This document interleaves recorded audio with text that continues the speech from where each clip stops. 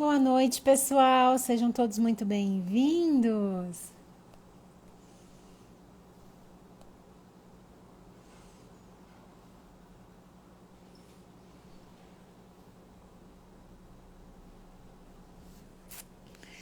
Boa noite, Larissa.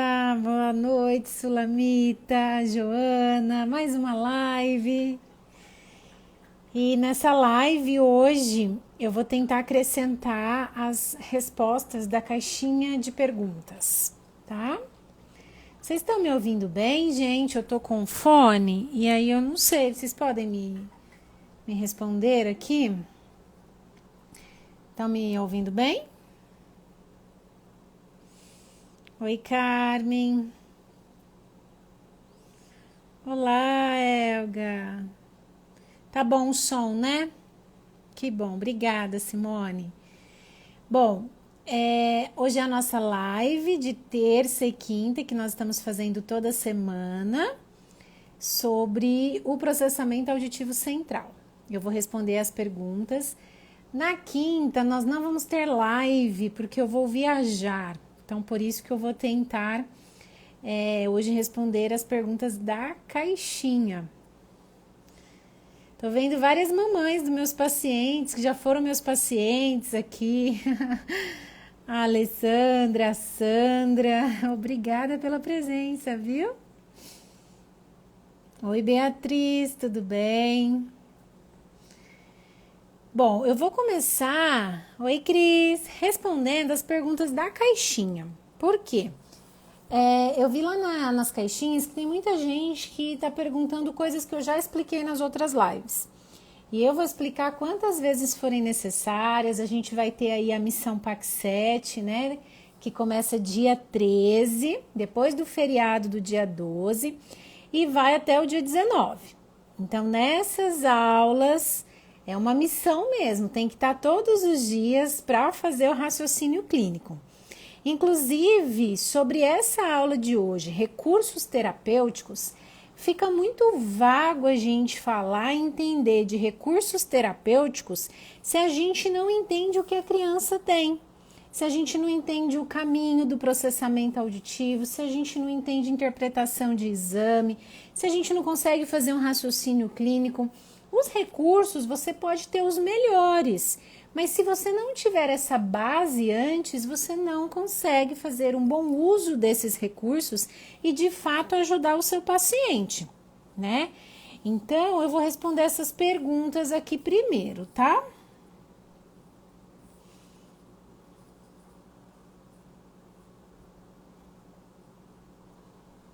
É porque tem perguntas que eu teria que explicar tudo no começo.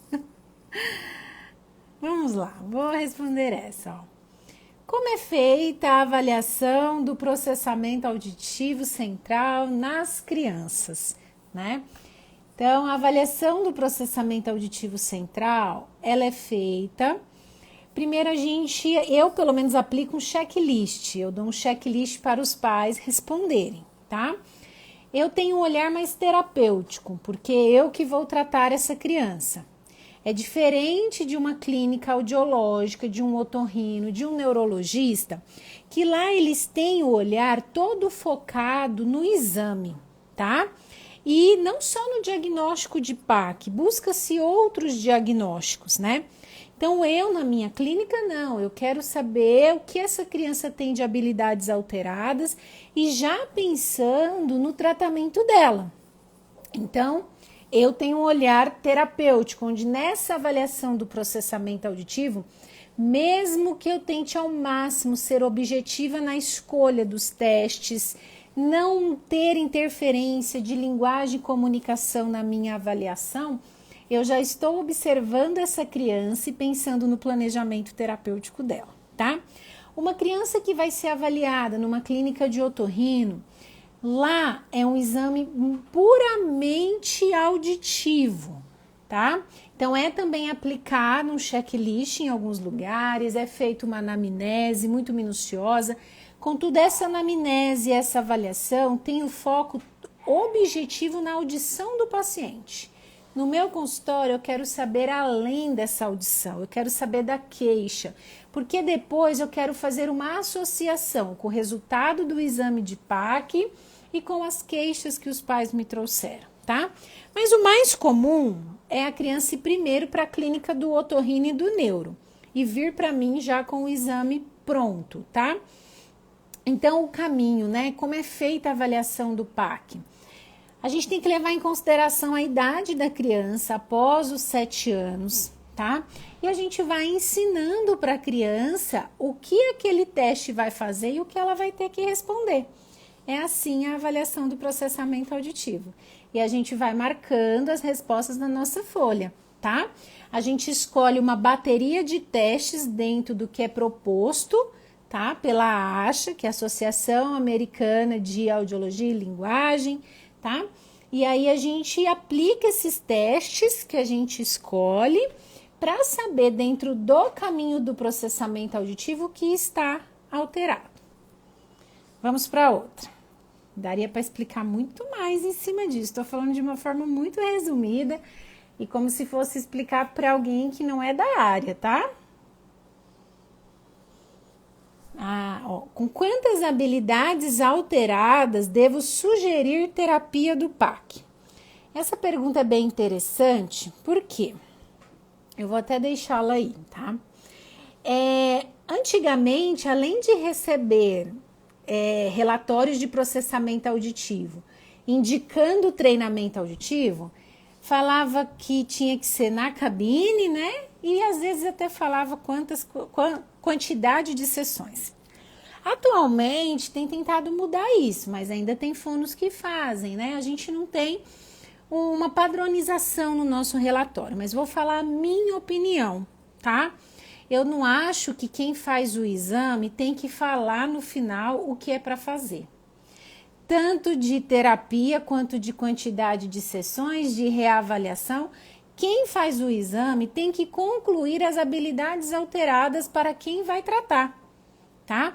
E aí a gente entra em uma outra questão. Quem solicitou esse exame? Quem solicitou o exame é que vai ter que saber o que fazer com que mostra esse exame. E não quem avalia, que aplica os testes, que tem que dizer o que tem que ser feito. Isso já confundiu muito a cabeça dos pais, tá? Eu já peguei relatório que além de ter quantidade de sessões, terapia na cabine, tinha avaliação neuropsicológica para fazer, tinha que fazer o exame optométrico da visão. Opa, peraí, quem tem que fazer isso é quem vai tratar a criança, tá? Quem tem que falar o que essa criança precisa, quantidade de sessões, se precisa de terapia ou não, como vai ser essa terapia, é o terapeuta. Então, no meu relatório, mesmo eu sendo a pessoa que vai tratar essa criança, eu só concluo o exame da criança com as habilidades alteradas e fecho naquela habilidade auditiva que precisa ser estimulada, que está mostrando que está alteração, que tem alteração, ou decodificação, ou integração, ou análise não verbal e verbal de fala, tá? Só isso. E aí, quem vai ver se precisa ou não de terapia é quem pediu. E aí, quem vai ver qual vai ser o tipo de terapia é o fonoaudiólogo também. Tem muito essa questão das 10 sessões, né? Geralmente até neuro, quem solicitou o exame, falar vai fazer 10 sessões de terapia na cabine. São termos que se popularizou. Primeiro termo na cabine, né? Cabina, tem lugar que é cabina, tem lugar que é cabine, enfim. Porque, na verdade, a gente não utiliza a cabine, então não tem por que dizer terapia na cabine. A gente utiliza o audiômetro.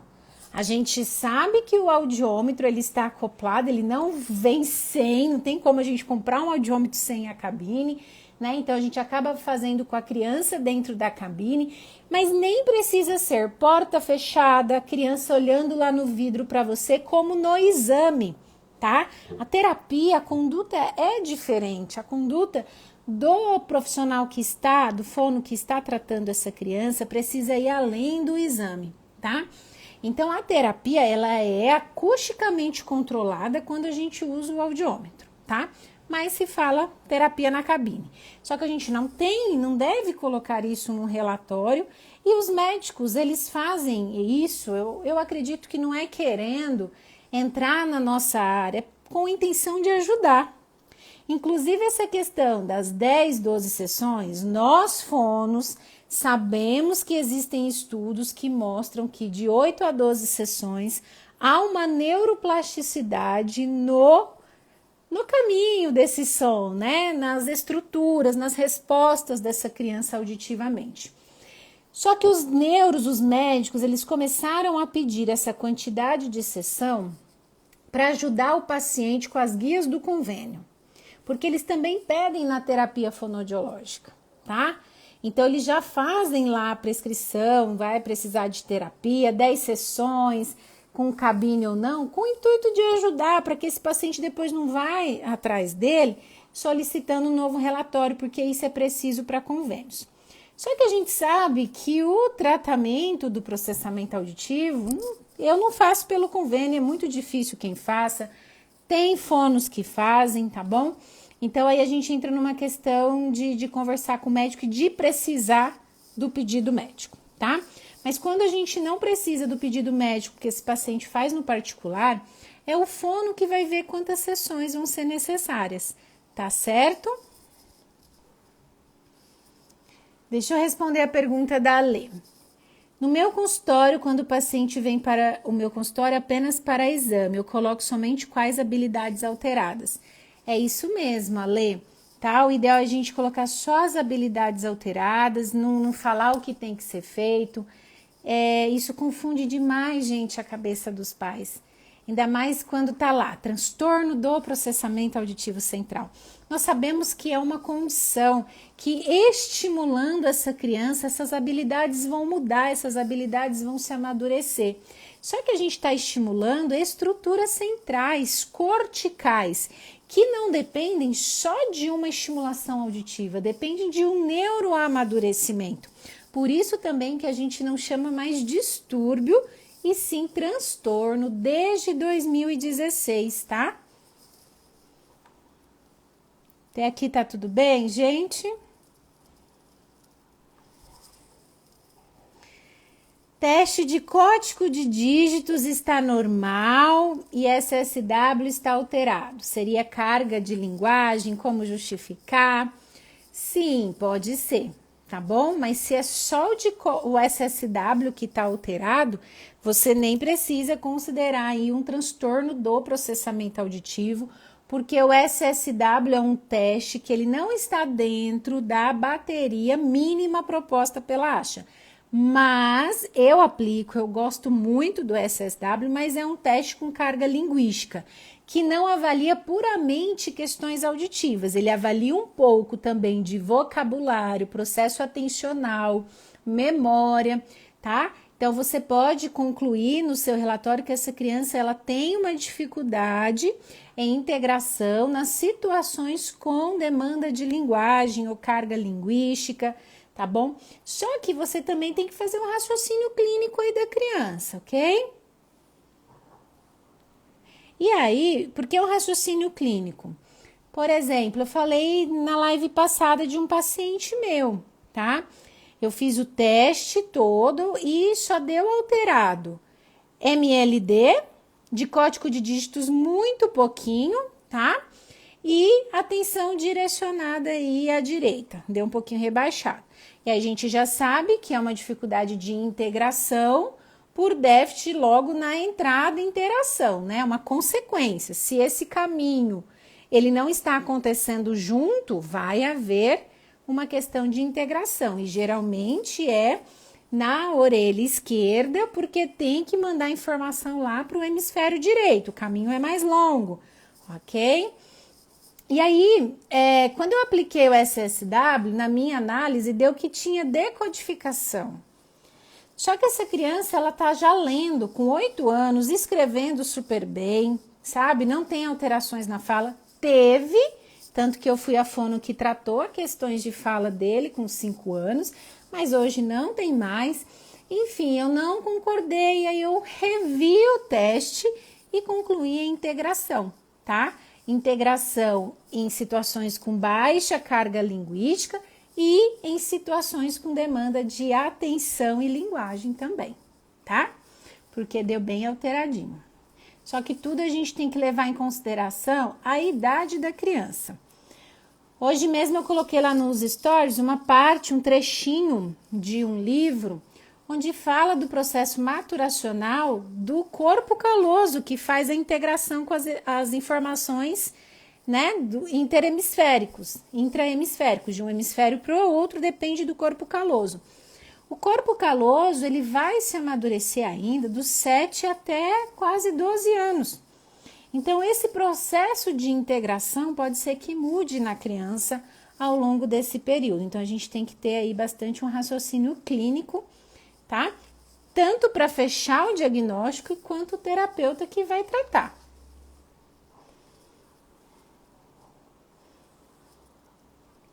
Deixa eu olhar aqui. Você concorda que nesses casos terapia uma vez por semana é pouco? Eu normalmente solicito 2. Carissa, na minha clínica é uma vez na semana, em torno aí de 50 minutos, tá? Tem sido o suficiente, tá? Porque os pais, eles têm dificuldade de logística e também financeira, né? Meu tratamento é totalmente particular. Então, assim, os meus resultados têm sido muito positivos, eu não vejo a necessidade de colocar 2 vezes na semana. Eu consigo que os pais façam as atividades em casa, então, para mim tá ok. Veja o que você tá sentindo. Eu também acho que não é pressa, a gente não precisa de pressa. Às vezes, inconscientemente, a gente quer logo melhorar e resolver a dificuldade do nosso paciente, só que não é quanto mais melhor às vezes, sabe? Às vezes o menos é mais. Se esse menos for de forma bem efetiva, você entendendo a hierarquia do processamento auditivo, tendo um bom raciocínio clínico, engajando esses pais, fazendo as atividades em casa, uma vez na semana você consegue. Eu tenho conseguido, tá? Mas se você consegue 2, excelente também. Não existe o melhor e o certo, tá? Existem os resultados que a gente tem. Fonoplena. Ai, gente, fonoplena.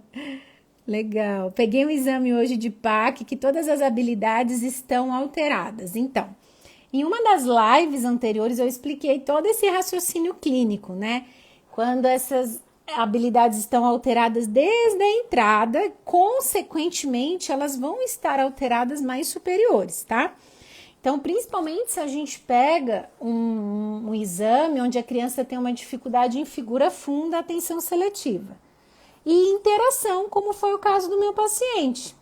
Se eu tenho uma dificuldade logo na entrada, consequentemente eu vou ter as outras, tendo algum reflexo e interferência dessa entrada do som. Porque lá na primeira parte houve algo que está impedindo esse som de se concretizar na integração, ok? Então você tem que ter um raciocínio clínico desse exame, dessas habilidades, só que sempre somando com a linguagem, a comunicação e a queixa desse paciente, principalmente com a queixa, tá? Dependendo da idade, coloco imaturidade do PAC. Eu também, tá? Eu também. Até uns 9 anos eu coloco imaturidade, porque eu acredito na neuroplasticidade, eu acredito no prognóstico da criança. É claro que a gente tem que ver o histórico, né? Se é uma criança que já vem com histórico de prejuízos lá no início da alfabetização, antes disso, os pais já percebiam alguma coisa, veio aí o prezinho, nem sei se é prezinho mais que fala. Agora que eu vou ter o Gustavinho, eu vou estar craque nessas questões de série, né, gente?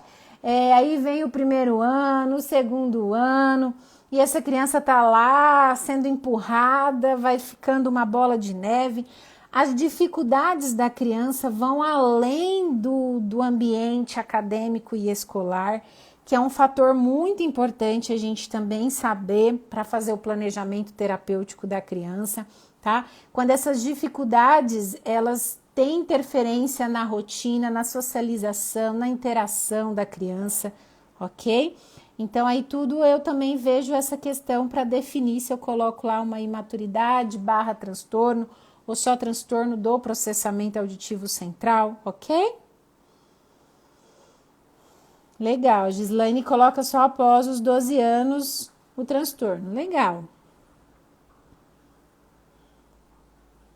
Isso, educação infantil, na minha época é prézinho, é tão legal, né, o prézinho.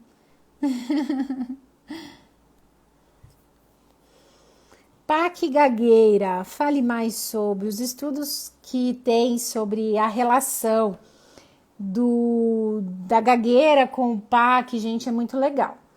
E mesmo assim, não tendo muitos estudos e não sabendo muito até falar para vocês da gagueira, tá? Mas sim do processamento auditivo, eu posso dizer para vocês que as crianças que eu tratei, que apresentam gagueira, mas que eu tratei com o olhar voltado para o desenvolvimento do processamento auditivo, teve um resultado formidável, tá? Inclusive, eu tive um caso que foi maravilhoso, uma criança com 9 anos, que já tinha passado por 8 fonos, porque teve gagueira, tem ainda um pouco, né? Desde os 3 anos de idade, com 9 anos. Chegou para mim para o tratamento da gagueira. Primeiramente, eu fiz a minha avaliação completa e observei obstrução de vias aéreas. Então, pedi o exame, deu uma adenoide de 90%. Passou por 8 fonos. Nunca tinha feito o exame respiratório e tratando a gagueira da forma tradicional. Só de ter feito a retirada dessa adenoide, essa criança já passou a ter uma melhora na fala. E aí, depois que eu fiz o exame do processamento auditivo e deu alterada e especificamente nas habilidades temporais, tá? Que os exames mostram isso, tá? Que a pessoa, o paciente que tem um quadro de gagueira, ele vai ter dificuldade nos processos temporais e interhemisféricos, tá? No córtex auditivo primário, na parte de decodificação, resolução, mas também na transferência das informações do que é não verbal com o verbal, ok? E aí eu comecei o treinamento auditivo. Com 10 sessões, essa criança tinha melhorado em torno de 70% a 80% a gagueira, e uma gagueira muito, muito severa, tá? Ao ponto de eu já começar a pensar assim, que aí seria o momento de entrar com uma terapia fonoaudiológica, de fala, de respiração para adequar, tá? Então, essa é a minha experiência. Eu devia ter feito até um caso, né? Um estudo de caso, alguma coisa assim. Ano que vem eu quero até começar a colocar isso no meu consultório, que agora eu tô com outras fonos me ajudando, fazer estudos de casos para poder publicar. Então, assim, o que eu posso falar é isso, tá? Mas quando a gente entende o caminho do processamento auditivo, a gente faz um link com fala e linguagem, gente. A gagueira é um transtorno de fala, né? Então, tem algo relacionado. E não é um transtorno de fala de saída. A gente sabe que é algo que acontece no cérebro do nosso paciente. Então, tudo que acontece no cérebro do nosso paciente, fala, linguagem, comunicação, pensamento, tudo tem relação com o processamento auditivo, tá?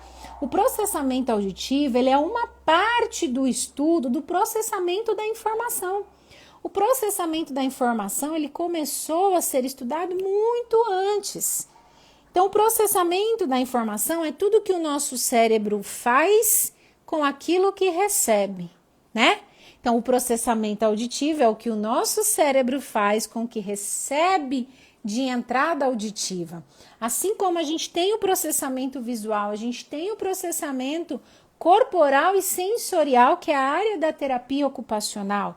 O processamento visual, que é da área dos oftalmologistas especialistas em optometria, né? Então, nós somos da área do processamento auditivo, por isso que fono, seja audiologista, seja terapeuta, o interessante para o sucesso do paciente é saber sobre o processamento auditivo central, tá? Porque seja essa criança acima de 7 anos ou menos, o processamento auditivo tá ali e, consequentemente, é ele que está precisando ser estimulado para ajudar no desenvolvimento de fala, linguagem e comunicação dessa criança. E quando a gente recebe uma criança com queixa no processamento auditivo central alterado, que a gente vai montar um planejamento terapêutico, nós vamos ter a queixa da família, ou na comunicação, fala e linguagem, ou na alfabetização.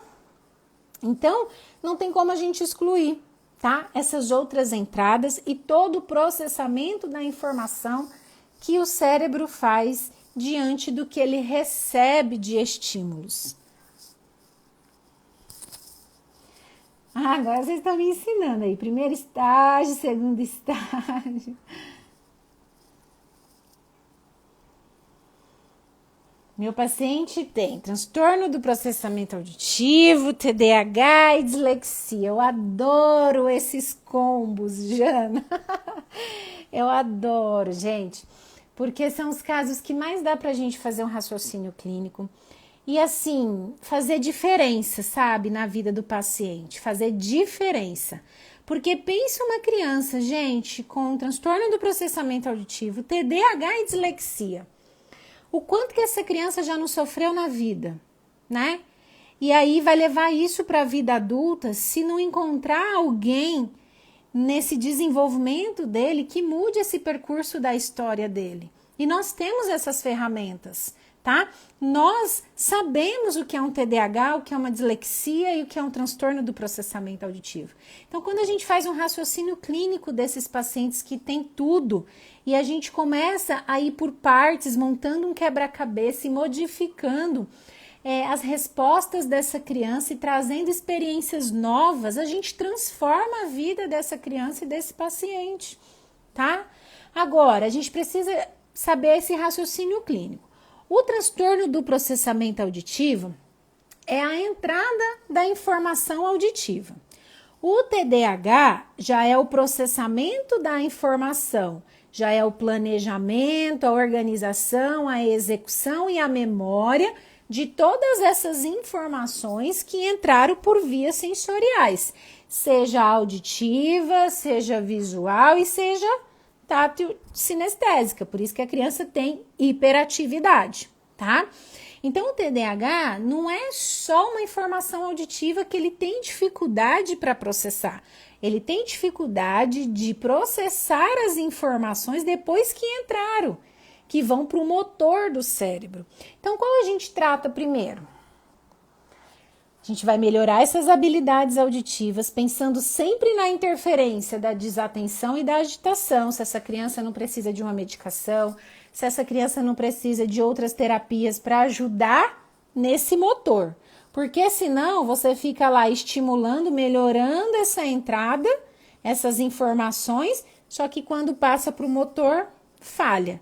Então, esse processamento auditivo, possivelmente ele vai estar sempre sofrendo uma interferência desse motor, tá?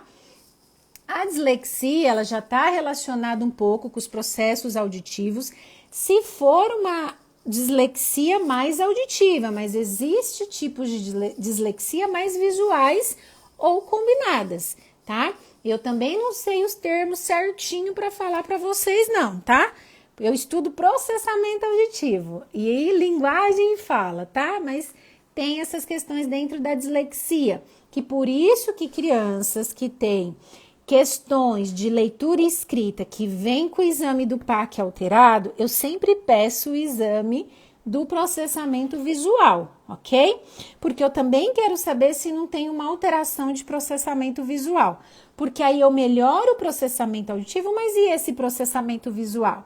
Então, a criança continua com uma letrinha feia, a criança continua lenta para copiar do quadro, tá? Então, essas queixas que a gente vai vendo para fazer uma avaliação completa. E às vezes a criança chega para mim só com o exame alterado, mas eu vou fazer um raciocínio clínico e eu vou pedir esses exames complementares para me ajudar e nortear no tratamento da criança. Então, esses combos aí É maravilhoso. E pode ter certeza que talvez venha ainda um pouquinho questões de linguagem, né? Então, uma avaliação neuropsicológica te norteia e te ajuda bastante. E quando você mostra para os pais que você está entendendo esse raciocínio clínico, que é uma coisa de cada vez, e que você mostra que tem uma luz no fim do túnel para reduzir as queixas, tá? As queixas de quem? De quem que são as queixas? É da escola? É dos pais? Porque é aí que tem que ser o nosso olhar de terapeutas, tá?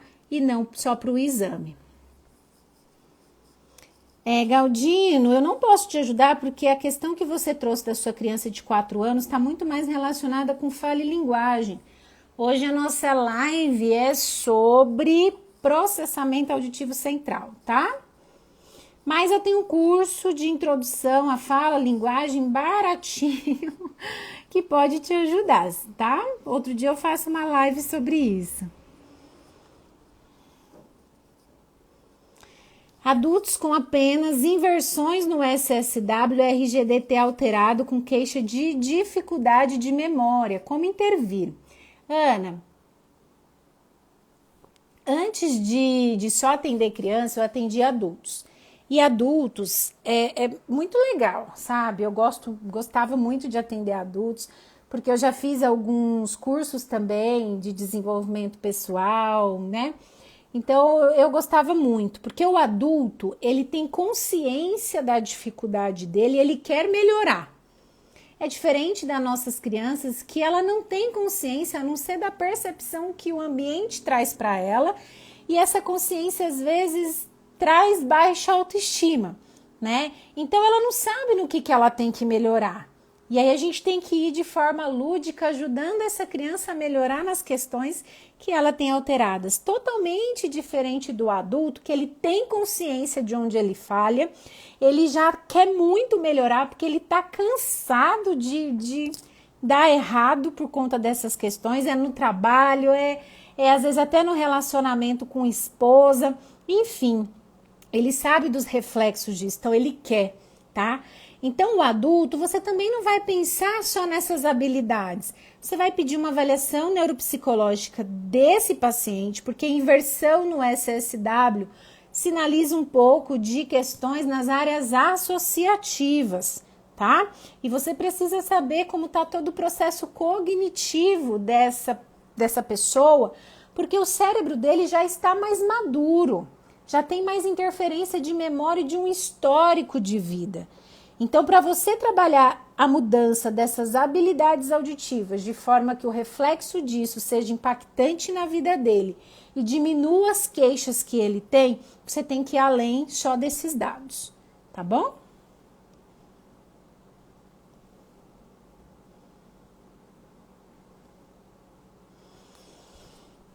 Vamos ver se tem mais. Ó, Ju, você é a quarta fono da criança que tá com gagueira. Começa já a estimular, mesmo que tem 6 anos.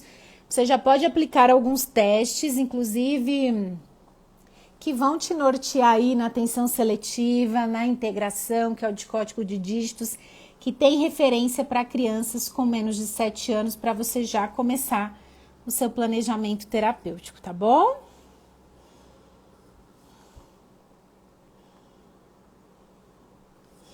Um terapeuta de linguagem pede o exame do PAC? Sim, você pode pedir, tá? Mas o interessante não é só você pedir o exame do PAC, mas sim você explicar à família que precisa fazer todo o processo de avaliação auditiva. Audiometria, impedanciometria, Bera e até o P300 também, tá?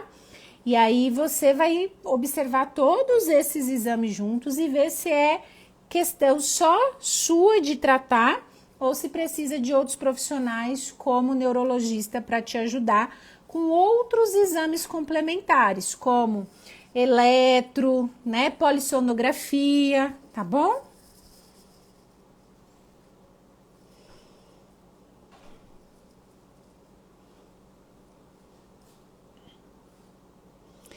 Se no meu curso de PAC será abordado estratégias, sim, eu inclusive posto vídeo, né? Posto não, já subi, já estão lá, vídeos de como eu faço a terapia, ideias de atividades e como criar suas terapias, tá? Obrigado, Margarete, pelas suas contribuições aqui nos comentários, tá bom? Ele tem 11 anos, legal. Vamos falar um pouquinho de recursos terapêuticos, né? Bom, uma pergunta que eu recebo muito sobre recursos terapêuticos é se precisa ou não do audiômetro. O que vocês acham? Me coloca aqui para mim, quem tem essa dúvida ou quer fazer alguma contribuição. Recursos terapêuticos para estimulação do processamento auditivo. Me fala aí a sua opinião. Precisa ou não do audiômetro? Vamos falar dessa primeira ferramenta que muitos fonos não têm, tá? E se perguntam se estão fazendo um bom trabalho ou não. Então, eu quero saber a opinião e o que vocês acham e qual a experiência de vocês. Responde sim ou não aí para mim, tá? Terapia do processamento auditivo. Precisa do audiômetro? A Ju respondeu sim, Margarete não. Trabalho com caixinhas de som. Você usa o afiando, usa o site afinando o cérebro, não precisa, não. Eu tenho o asa, vai falando aí. Depende. Acho que não, não.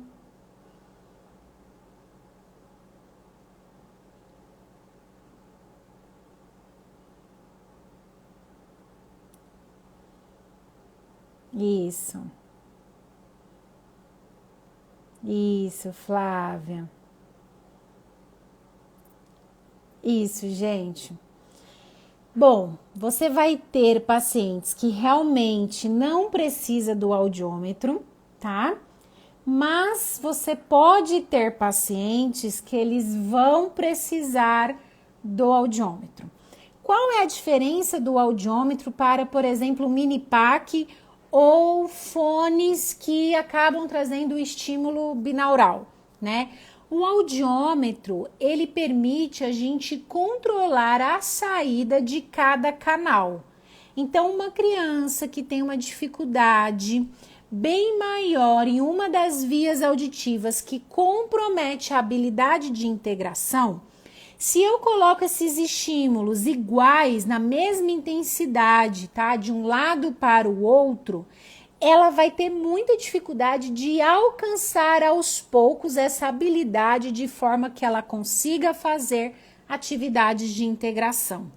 Então, nesse caso, ter um audiômetro que nos permite controlar a saída dos canais diferentes vai proporcionar para essa criança uma melhor inteligibilidade e, aos poucos, uma melhora na sua performance daquela habilidade que a gente está buscando, tá? Então, eu consigo, aos pouquinhos, ir aumentando e trabalhando essa via auditiva especificamente, porque com o audiômetro eu consigo fazer essa saída e esse controle, tá? Então, você vai receber todos os pacientes desse jeito? Não, tá? Então, assim, você pode ajudar algumas crianças não usando o audiômetro, só que algumas crianças você vai ter um melhor resultado se você fizer uso sim do audiômetro, tá bom? Então, eu aproveito e vou deixar uma reflexão aqui para vocês, tá? O fonoaudiólogo que trata o processamento auditivo, que fala assim, não, eu sou um profissional que vou trabalhar com reabilitação, estimulação, treinamento do processamento auditivo. Eu não vou ser mais um fono que só trabalha com fala e linguagem, tá? Mesmo explicando aqui para vocês que o processamento auditivo, ele está na nossa prática clínica com crianças menores. Mas se você decide falar e expor o seu trabalho e a sua experiência na área do processamento auditivo, em algum momento você precisa investir em recursos. E o primeiro recurso que eu sugiro sim vocês investirem é o audiômetro, tá bom? O afinando o cérebro, para mim, ele não é um recurso que eu utilizo dentro das minhas estratégias. É um recurso que eu utilizo para a criança manter em casa o que eu fiz no consultório, tá? Até porque ele é um site aberto, né? Ele é um site aberto que todas as pessoas podem utilizar. Então, eu utilizo ele com a finalidade da criança brincar sendo estimulada, ok? Eu não utilizo como estratégia de terapia dentro do meu consultório, ok? Até porque você pega o exame do PAC e aí você vê lá resolução, integração, padronização alterada, enfim. Aí você vai lá no Afinando o Cérebro e você vai procurar os joguinhos que têm essa habilidade e você vai pôr lá para a criança para estimular essa habilidade, porque você viu no exame que está alterado. Você está sem raciocínio clínico nenhum do que essa criança precisa, tá? Você colocando lá um joguinho no Afinando o Cérebro para estimular a resolução temporal, porque você viu no teste que resolução temporal está alterada, você está sem raciocínio clínico do seu paciente. Então, para mim, tá, gente? Minha opinião é maravilhoso. Eu acho maravilhoso aquele site. As crianças amam, mas eu, Larissa, não utilizo como recurso terapêutico. Existem outros, tá? E que realmente trabalham as habilidades. E aí eu sei que a maioria já deve conhecer. Se não conhece, vou deixar aqui. Que eu gosto muito da CTS Informática, que lá tem os jogos, né? Dual Train, Plock, vários joguinhos que aí você compra e tem as habilidades para você também estimular, ok? Só que não é o jogo, gente, não é o recurso que faz uma boa terapia, é o raciocínio clínico, tá?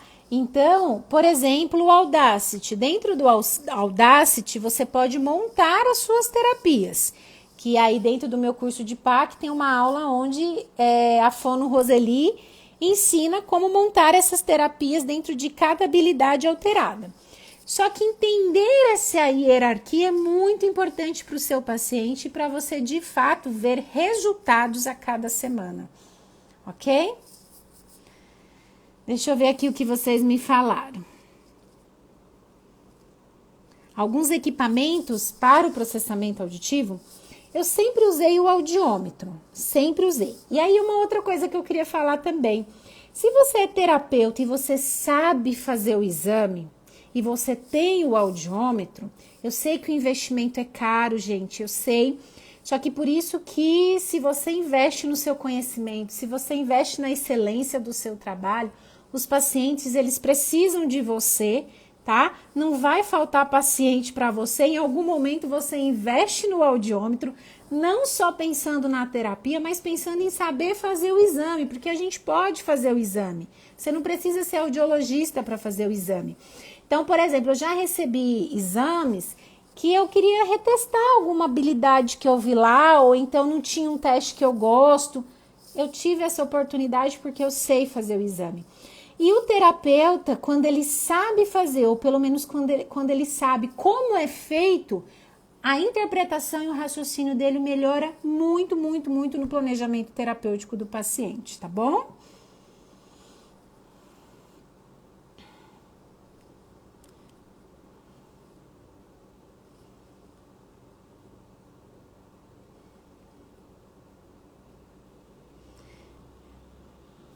Isso, a Flavinha também concorda comigo.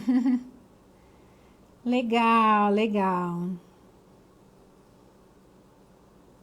Yara, não ficou claro para você, mas você entendeu bem errado aqui, ó. Você estimula no audiômetro com intensidade distintas, mas na vida real continuará tendo déficit. Essa criança, ela tá com déficit enquanto for necessário, porque também a gente não pode dar 100% de certeza que a gente vai conseguir melhorar esse exame, tá? Porque não depende só da nossa estimulação, a gente quer que esse paciente melhore nas queixas, tá? Mas essas queixas não necessariamente sofrem interferência só das habilidades alteradas no exame. O que eu expliquei é que com o audiômetro eu consigo ir controlando a saída do estímulo, da atividade que eu estou fazendo, para ir ajudando essa criança na melhor compreensão da tarefa e, consequentemente, entendendo e melhorando sua resposta. Se ela melhora sua resposta, é porque está havendo uma mudança, uma neuroplasticidade nos processos de compreensão desse som, tá? Então, a cada sessão, se numa sessão eu coloquei 5 dB, tem audiômetro até que é de 1 em 1, né? Que é muito, eu acho que até o meu é, mas eu vou sempre eu acho que o meu mas eu vou sempre de 5 em 5. Então, por exemplo, numa atividade de atenção seletiva, né? De figura fundo, a criança às vezes 0 dB, intensidade de ruído e estímulo-alvo, ela já não consegue entender nada. Então, se eu consigo reduzir um pouquinho esse ruído, tá? E essa criança entende melhor aqui, eu aumento um pouquinho mais, depois eu aumento um pouquinho mais, vou aumentando e vou conseguindo assim uma melhor resposta, tá? Então, é isso que eu tentei explicar. Gente, é isso, tá? É isso mesmo, Renata. A gente não consegue mensurar a intensidade, tá? Gente, eu acho que tudo é válido. O mais importante é você conseguir observar a evolução qualitativa do seu paciente, tá? Então, se você não tem condição agora de comprar um audiômetro, mas você consegue comprar esse fone, que ele vai te ajudar em alguns casos, começa por esse fone. Mas a tendência é você cada vez mais ter pacientes, o seu nome ser reconhecido. Então, isso faz parte, você investir de fato como tem que ser uma terapia para que você possa atender qualquer paciente e você ter uma confiabilidade do que você está fazendo, faz parte do seu crescimento. Então, comece como você pode, do jeito que você pode, porque de fato você está ajudando esse paciente, mas tenha consciência de que em alguns casos talvez você possa encaminhar, porque quando você vê o exame, você vê de fato que os seus recursos são limitados, mas isso não te impede de atender e de ajudar alguns pacientes. E quando você puder, invista sim no audiômetro, tá? E assim, no meu planejamento terapêutico, eu vou estar sempre utilizando o audiômetro, mesmo nesses casos que eu não preciso mensurar, eu gosto muito do audiômetro, tá? Para criar exercícios diferentes, tá bom? E eu faço outras estratégias fora, estratégias de linguagem, de planejamento, de execução, tudo com informações auditivas no próprio ambiente, ok? E assim eu vou trabalhando. E aí eu mostro, filmo, tenho vários videozinhos no meu curso, tá? É isso, gente. Já estamos 50 minutos juntos, tá? Eu sei que eu não consegui explicar muito sobre recursos terapêuticos, mas eu amei tirar essas dúvidas, a gente conversar num bate-papo mais aberto, tá bom? Nossa, valor de audiômetro existe de todas as formas. O que o audiômetro tem que ter, que eu já vi acontecer, é ser fonos serem enganadas, sabe? Comprar um audiômetro achando que tem 2 canais e na verdade não tem canal.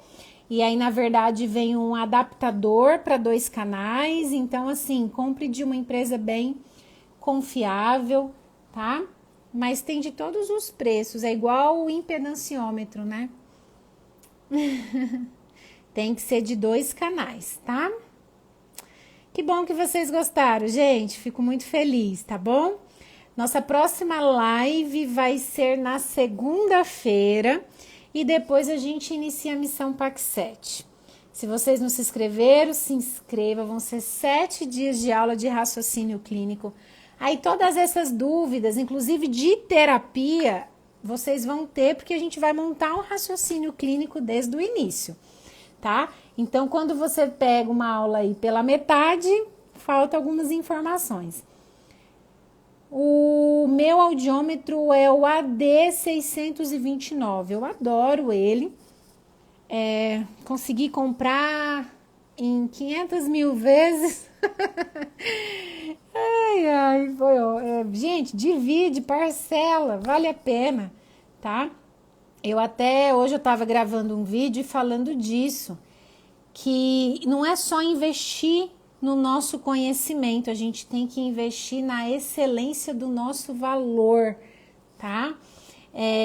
Porque o que adianta a gente investir no nosso conhecimento se a gente não cobra o que a gente acha que tem que ser cobrado, né? E essa questão, essa área do processamento auditivo, gente, ela é muito procurada, tá começando assim a ser muito reconhecido, pessoas até que não falavam disso estão falando, e o ano que vem você vai ver o quanto que vão chegar em você procurando sobre o processamento auditivo por conta dessa questão que a gente viveu esse ano, tá?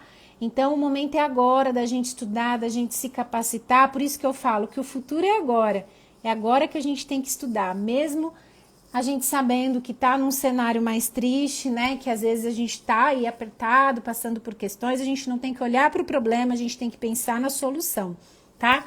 Então, essa é a minha contribuição.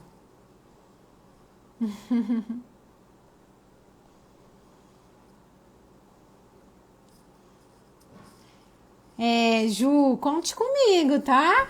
Conte comigo. A Ju já veio fazer mentoria de PAC aqui comigo. Tá bom? Meninas, meninos, a maioria é meninas, né? Um beijo. Então, a gente vai se vendo, se falando nos stories, tá?